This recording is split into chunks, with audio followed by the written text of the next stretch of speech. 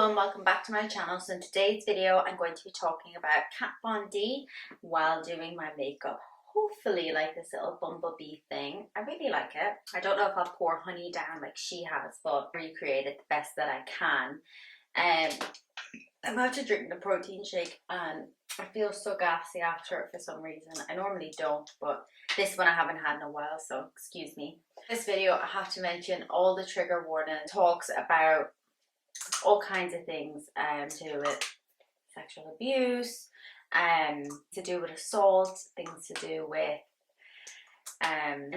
world wars and things. So I think just if any of that stuff kind of makes you uncomfortable, don't mind you skipping this video and coming back another day. So the reason why I did this video was because first of all, Kat Von D has sold her company, and I always kind of wondered, what was her deal? Like, why was everyone just hating on her all of a sudden? I never loved her nor hated her.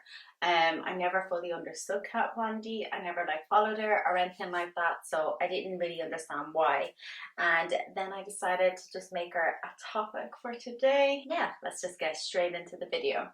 So she was born in 1982 in Mexico and moved to California when she was 4 years old. She went to Provo Canyon School, which is the school that Paris Hilton went to, and is a talk about the Dr. Phil show, the school that he sent lots of people to as well.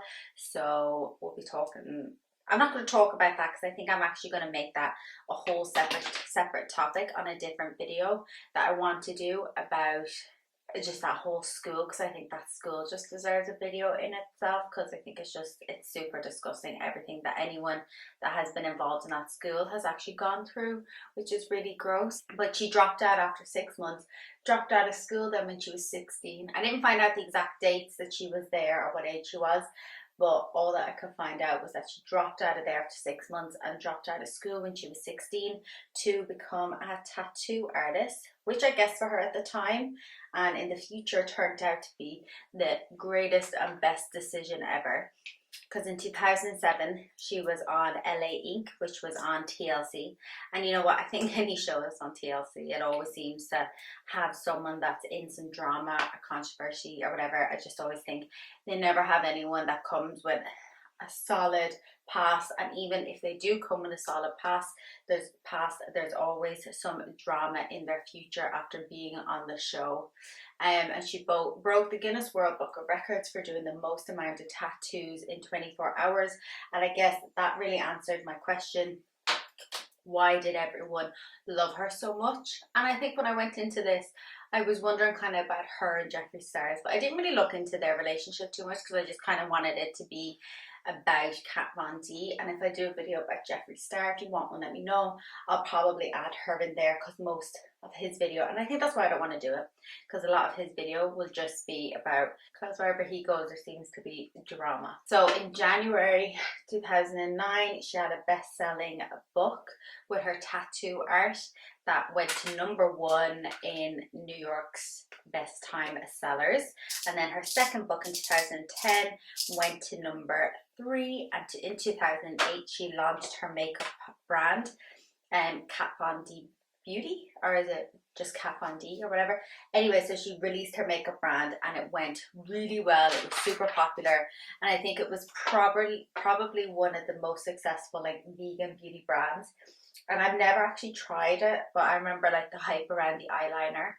But I remember it was like, oh, it's so expensive at the time compared to like making an Essence one or like a Rimmel one, which were like obviously a lot more affordable to get. So when I read all that on Wikipedia and through different Google searches, I kind of was confused of where did she go wrong, because up until this point she was like everyone's favorite, everyone loved Kat Von D. She could do no wrong, everyone loved her. So I just wondered where she went wrong with it. And I think a lot of the time when doing these kind of videos about influencers or previous influencers, there's always talk of Kat Von D. She always comes into it and people always talk about her. So it just kind of made me wonder why. Where did she go wrong? So in 2010, she started dating a TV personality, Jesse James, which if you look back in his history, in 2004 there was a photo released of him where he was wearing a hat. And I think I'll just post the photo rather than actually talk about the photo, because I know a lot of the time when I talk about certain things in history and things, it makes me really uncomfortable, because I just never know exactly how to word it right, apart from saying, Jesse, you're a dick. And his comeback to the photo was, my granddad, he's Jewish and he gave me the hat. Make it make sense. And then Kat's now husband, Raphael, has a swastika tattooed on his neck, and he says it is inspired by Buddhism.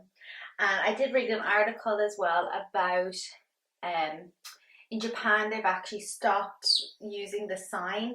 I mean, I think it's still on a lot of buildings and things, but I think they've stopped using it in like tourist guides and things like that, because I think they did some sort of like article, or they did like to find out if people don't mind it being used. And I think there was a lot of people that really did mind it being used, because although it was a long time ago, it still hits home for a lot of people. And I think even if you're not part of the country or you don't go by certain religions, I think it still affects people in different ways. But it's just really sad that that symbol, which was known for, it represents the seasons and it's a sun compass, it's really sad that that is what it was originally used for, and then throughout the years it had been manipulated and used for something much worse, which is just, I think, really sad for people of the Buddhism religion. That they now, I don't know if they still use it in other countries for different things and whatnot, but it's just really sad that it's just thought of it's such a different way. And I think they did the survey to more or less see what do people know the sign for. So in 2007 then she was fired from Miami Ink, and although I don't know if I could find the actual headshot, but apparently she left the boss a headshot saying go to hell, and it had like a swastika or something on it, and it was signed by her, and I believe he was Jewish. So obviously really wrong thing to do. And yeah, so then we're brought up to 2007. We're going to move on to the makeup and the controversies around the makeup. So again, because I didn't really follow Kat Von D at the time, I didn't really know any of this was happening. And looking back now, it's just nuts that she actually got further than she did with all these different controversies that she was in and that she actually caused. So I'm just going to list a few different things that she did that I think were wrong, and just kind of comes into the main downfall of Kat Von D and where she went wrong, I think. So the first lipstick was a red lipstick called Underage Red, and I don't think that needs too much explaining as to why it's wrong, because I just think, how could you think that was an okay thing to put in there? I think it's just really sad, especially during just so much violence and stuff that women have to go through, and I know men go through it as well, but for the point of this, as a woman, you know what I mean, I just think, how could she not see any of it and realize this is wrong? So anyway, so there was a lot of backlash for obviously naming it Underage Red. It obviously tickled people the wrong way, and she went on Facebook saying that she's completely responsible for naming her product, and she didn't want to change the name of the product, and then it became unavailable in Sephora, which I think good on Sephora for taking it down, but I don't think she like discontinued it or got rid of it. And I'm not sure if it was still available on her website, because obviously her website's like different now, but I think it's a good point to know that it was Sephora that got rid of it rather than Kat Von D. Okay, and then there was another lipstick which was called Lolita. Now I didn't know that there was a novel called Lolita until researching about Kat Von D. And so it's a novel from 1955, and it's basically a novel of a middle-aged professor man who was obsessed with one of his students. He was obsessed with his 12 years old daughter. I didn't look too much into the book, but basically he like fantasizes about her and things, which you can all guess is probably not good because it's pedophilia. So I think it's one of them things again that could have been avoided. Like, why would she have thought that was a good name for a book or for a lipstick is beyond me. I just don't get it. Like, who like she's not the only one in the company. Her company was quite big, so she had people around her, and I don't understand how the name wasn't just Googled, because if you Google the name, lots of like bad stuff come up. So I guess everyone kind of know. Well, I didn't know, but if I Googled it beforehand, if I thought that was a nice name, when you have a brand, you obviously have to Google things and make sure, you know, for copyright reasons, that you're using the name in the right way and it's fair use and stuff. So I think it's just gross. And then in 2013, she had another lipstick, and it was called Celebutard. And I guess it's obviously a slur of the slur word. I don't know if I'm allowed to say it or not on YouTube, that's why I'm kind of whispering it. Which again is like, obviously, why would you think that's okay? And I know, again, obviously, if years ago when people used that word, no one would have pulled them up on it, because it was one of them words, it was okay back in the day kind of things. But when she released this was obviously like within the last 10 years, and I just feel like in the last 10 years we've known that word is wrong. She also tweeted a tweet and then deleted it, saying at the end of the day it's just a fucking lipstick. And I think her response to things tends to make it a lot worse. Not worse than what it is, because it's really bad what she's done. But I think it's just the response. If you're not going to hold up your end of the bargain and say, well, you know, I get it, it's wrong. It might just be a lipstick, you know, but it obviously hurt a lot of people as well. And I think that's one thing she doesn't take accountability for, which is just so frustrating to watch. Especially when like celebrities and stuff have these brands and they know it's so wrong. It's really frustrating. I'm going to do the bumblebee off camera, I think, because yeah, it's just going to take me too long to concentrate and talk about at the same time. So I'm going to do it off camera, and then once it's done, I'm going to come back. I don't think my bumblebee turned out too bad. I was kind of being hard on myself there for a minute, but I think it's so cute. Okay, so the last couple of products are the XOXO one, which I had to double check the exact Google meaning of it. So she had a XOXO one, which basically was like a name for it translated from German to English means a death camp, which I think we can all agree obviously has its own symbolism for it, which is just wrong. And this one, with the lead singer of Green Day, she came out with eyeliners, and it was called Basket Case, and it was to do with Sid and Nancy. And I think the photo, like the promo photos, were based on Sid and Nancy's photos. When I first heard that, I was like, okay, their relationship was super toxic, and maybe shouldn't be one to like glamorize for like a younger generation, and people, your young girls and boys that you're selling a product to, makeup. At Halloween, Kourtney Kardashian and Travis Barker did a Halloween photo shoot based on that. And I think it was just one of them times where you go, it's a double standard. When Kat Von D got scrutinized for it, and Kourtney was like, well, she was amazing for doing it. But I think at the same time, we'll just stick to Kat Von D for this. But I do think that's something that people didn't pick up on when Kourtney did it. And maybe people did, and I just didn't see photos or like videos like talking about it. But I think it probably should have been brought up more than it was for Kourtney. And Joan, I saw the photos of Kourtney, I didn't really think about it like that, because I didn't really know Sid or Nancy, and I might do a video on them because it was quite interesting when I did do a little bit of Googling.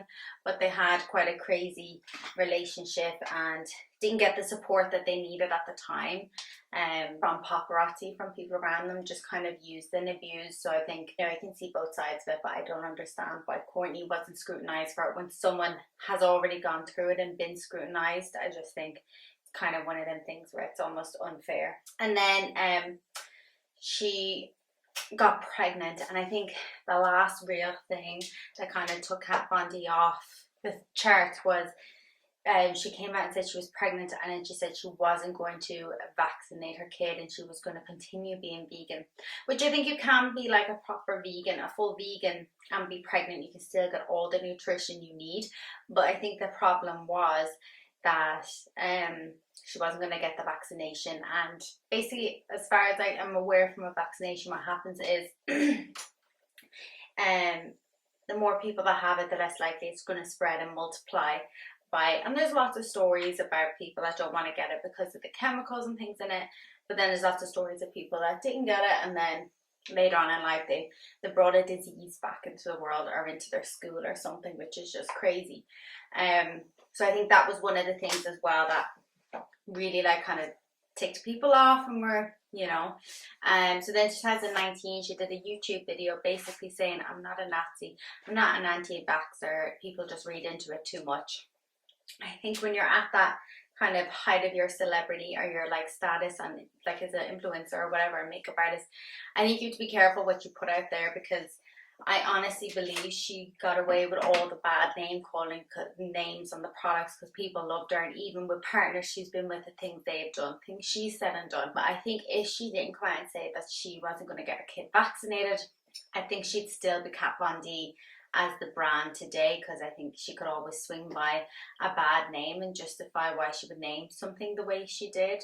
And of course when 10,000 people unfollow you and go against you, there's 10,000 new people that will follow you and haven't heard the past. And then in January 2010 she sold her makeup to the company Kendo, and it was renamed KVD Vegan Beauty, which I think is like still really big. And I remember they were doing like promotions on TikTok and stuff last year, so I think they're still a really big company and brand. Then in 2021 she closed High Voltage, which was her tattoo store, and moved to Indiana. And I think I didn't even check out her Instagram or anything, so she's irrelevant now. She's not really in the picture. I presume she still does stuff and she's had her kids. I think she did come out saying she was going to vaccinate her child. But I think it is one of the things where it's like it should be each to their own, but I think you kind of need to know the facts before you go spitting things online and misleading people. And sometimes when something says it's a chemical, it doesn't always mean it's a chemical. This is full of chemicals, this is full of chemicals, this is full of chemicals, but I'm still putting it on my face. Your phone is bad for you, straighteners are bad for you, but you know, you have to go off what's good for you and things. So I think if she kept her mouth quiet about that, Kat Von D would still be relevant today. I don't know if it's a good or a bad thing that she's no longer relevant. Each to their own and how they feel about it. But I hope you enjoyed this video. Let me know what you think in the comments below. I don't think my bumblebee turned out too bad. I don't know if it's as good as the original, but I think I might do it again for like a TikTok or something. But yeah, don't forget to like, comment and subscribe. Let me know what you think of this video in the comments below, if you learned something new about Kat Von D, or if you've tried the product since she's been off it. And yeah, I'll see you in my next video.